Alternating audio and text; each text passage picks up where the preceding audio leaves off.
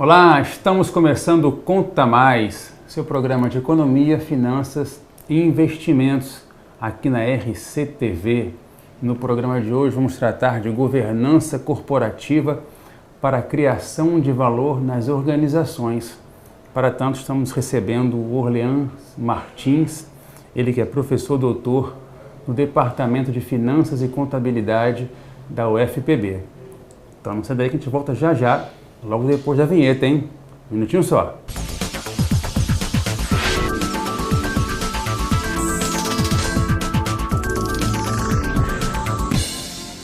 De volta com Conta Mais, hoje recebendo Orleans Martins. Orleans, muito obrigado por tua presença aqui, por nos conceder um pouquinho do teu tempo para esse bate-papo sobre um tema que é talvez um pouco desconhecido, mas cada vez mais conhecido, necessário, que é transparência e tudo mais dentro das organizações, né? Rodrigo, obrigado pelo convite mais uma vez, prazer estar aqui. Governança corporativa tem se tornado um tema bastante discutido, principalmente na última década, né?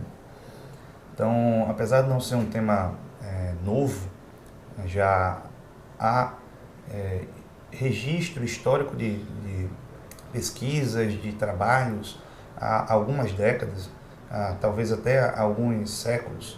A gente tem uma demanda de empresas, de empresários, de pesquisadores pelo tema de forma bem mais acentuada nas últimas décadas. Se a gente for falar de forma mais histórica, podemos dizer que os primórdios da governança estavam lá no século XVIII. Desde quando a gente tem alguns históricos da Revolução Industrial, desde Adam Smith, quando ele começou a falar de separação entre propriedade e controle das empresas. Então, com o advento da Revolução Industrial, o crescimento das empresas, o surgimento de grandes corporações, nós tivemos um crescimento das companhias de forma em que elas deixaram de ter um único proprietário. E muitas vezes esse crescimento exigiu que ela tivesse uma gestão, digamos que mais especializada, um profissional à frente da gestão da companhia que fosse mais especializado em determinado assunto da área em que a empresa atuava. Isso fez com que a propriedade, ou seja, aquele que detinha a propriedade da empresa, transferisse a um terceiro a gestão dela, os gestores profissionais formados com conhecimento naquela área. Isso acabou fazendo com que a propriedade e o controle se separassem e surgissem alguns conflitos de interesse. Tá? Que conflitos eram esses?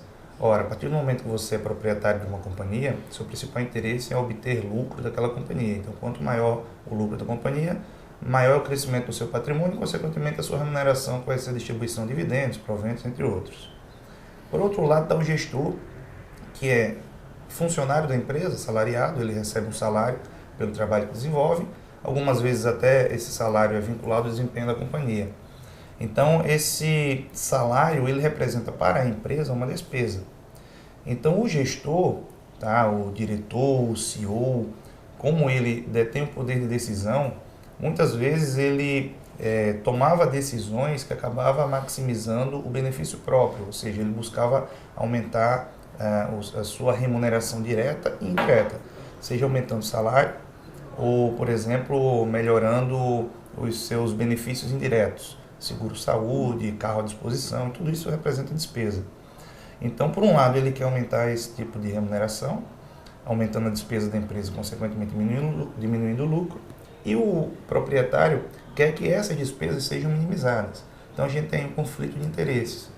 Então, para isto, surgiu então a governança corporativa, tentando minimizar parte desses conflitos e, obviamente, oferecendo alguns instrumentos, alguns mecanismos de melhoria da gestão de uma forma como um todo, e não só controlando o conflito de agência.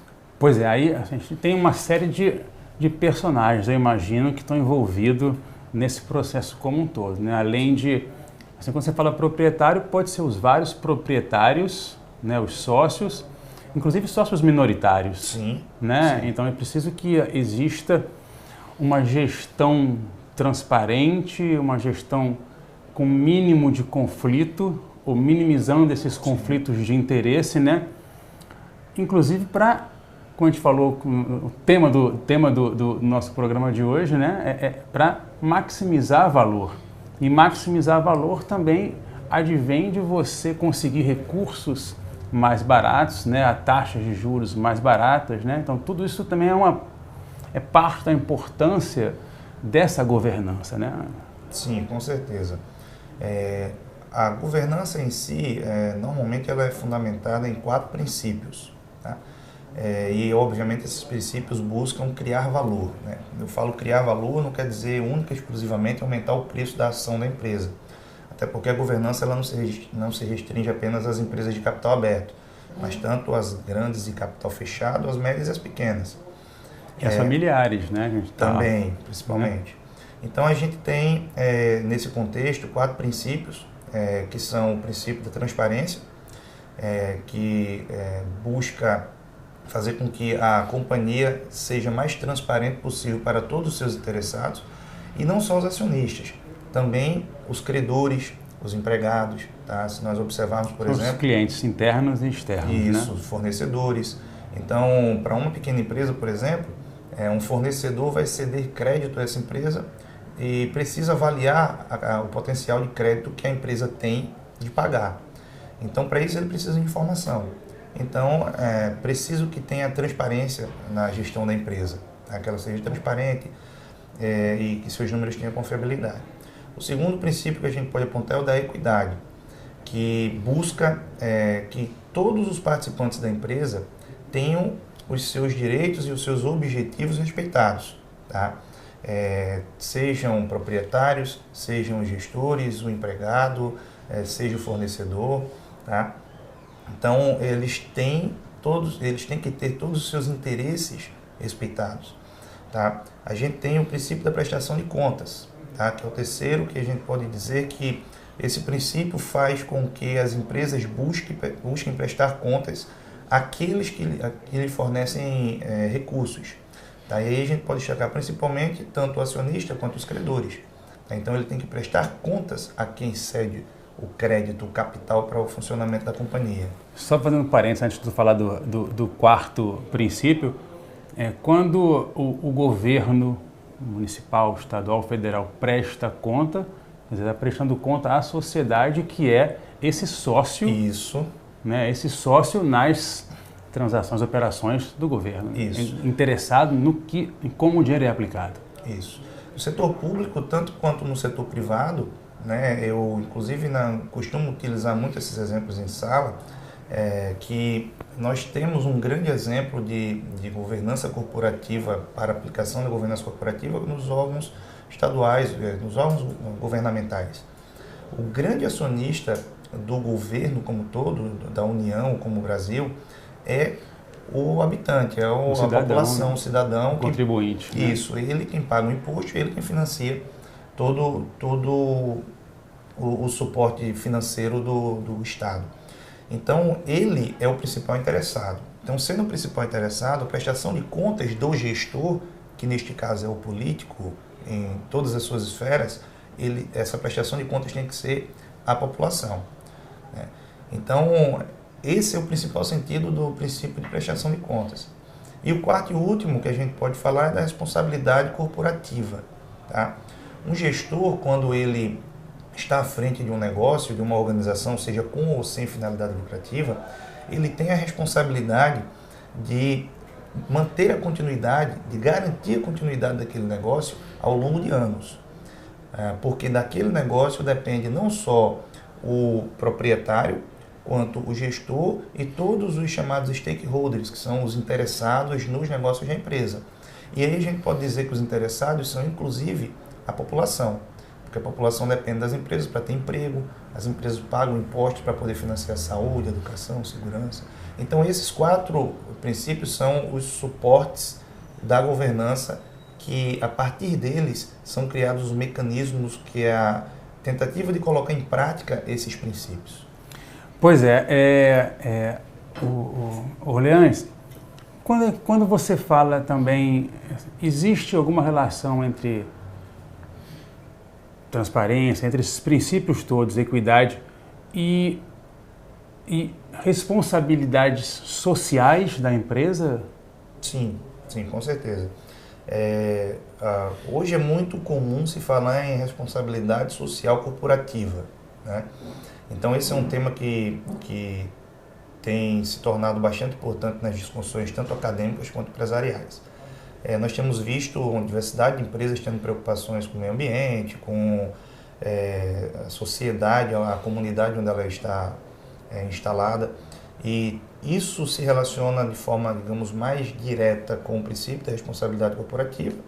Afinal de contas, a empresa tem que ter uma continuidade para poder ofertar a criação de riqueza naquela região, e também a todos esses outros. A transparência, então ela tem a obrigação de prestar contas de, por exemplo, se nós pegarmos um exemplo de uma empresa como a Petrobras, ela extrai recursos naturais. Como é que essa empresa está obtendo a matéria-prima que ela utiliza para produzir os produtos dela? Tá? Até mesmo em uma empresa de serviços, se a gente pegar qualquer instituição bancária, como o Banco do Brasil, também é uma empresa estatal, como é que ele está obtendo o lucro, né? A partir de que serviços, como é que esses serviços estão sendo prestados? Então a população como um todo tem preocupação com isso. Eu perguntei isso aí, Orlando, porque a gente fala de valor e você ressaltou que valor não é valor monetário simplesmente, né? Mas a sociedade vê valores diferentes dos valores monetários em uma empresa A e empresa B, né? Que tem essa responsabilidade. Sim, com certeza.